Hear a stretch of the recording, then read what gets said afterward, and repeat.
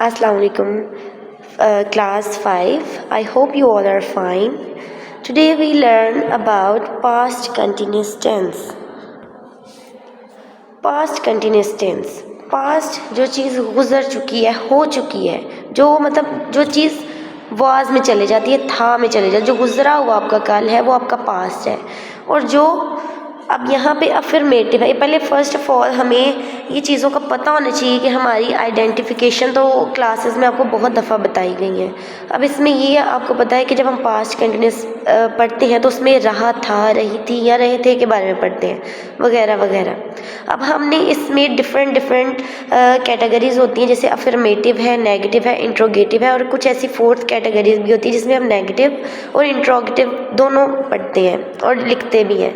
अब यहाँ पे फर्स्ट अफर्मेटिव है, जो कि आपने अभी फर्स्ट ऑफ ऑल आपने इन तीनों को फॉर्मेशन को लर्न करना है कि हमारी कौन कौन सी फॉर्मेशंस हैं और कहाँ कहाँ यूज़ होंगी।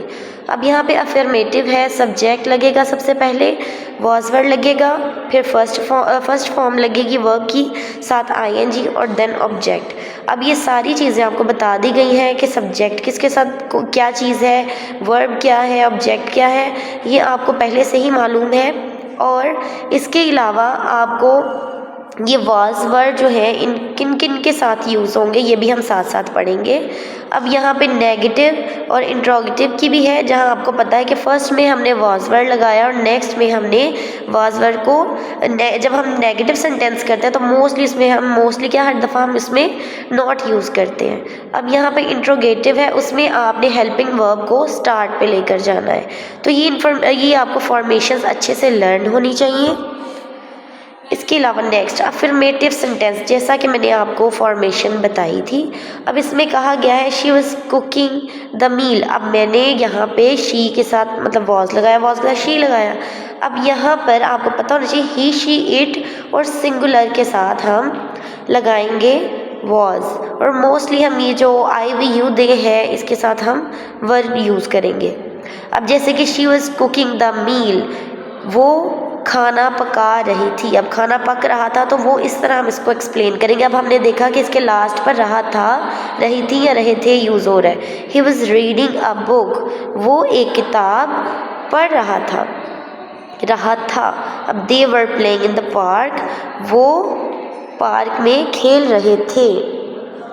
इसी तरह ही नेगेटिव है तो आपको फॉर्मेशन जैसा कि पहले बता दी गई है, he was not sleeping after dinner. अब यहाँ पे बताया गया है कि वो नहीं सोया। अगर आप सिंपल भी करें कि ही वॉज नॉट स्लीपिंग, वो नहीं सो रहा था, लेकिन कि कब नहीं सो रहा था ये भी इस सिचुएशन को भी बताया गया है। He was not sleeping after dinner, वो खाने के बाद नहीं सो रहा था। You were not playing in the park, they were not going to school, वो पार्क में नहीं खेल रहा था और वो स्कूल नहीं जा रहे थे। अब इसमें हमने नॉट का किया इस्तेमाल और हमने वाज और वर के साथ ही नॉट लगाना है, जैसा कि आपकी फॉर्मेशन में है। इसी तरह ही इंट्रोगेटिव सेंटेंस है, इसकी फॉर्मेशन भी आपको बताई गई थी और आपने हेल्पिंग वर्ब को स्टार्ट पे लेके जाना है और एंड पे आपने क्वेश्चन मार्क यूज़ करना है, और क्वेश्चन मार्क आपने लाजमी यूज़ करना है। वर दे गोइंग टू स्कूल, अब देखिए क्या वो स्कूल गए थे, तो was he sleeping after dinner, was he sleeping क्या वो सो रहे थे खाने के बाद, क्या वो खाने के बाद सो रहे थे खाना खाने के बाद।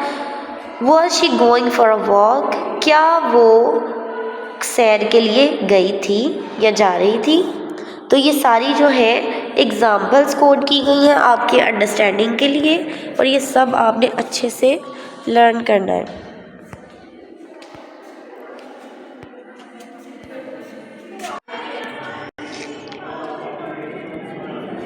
मैंने बस ये क्लिक किया था। ये देखो पागल ना हो तो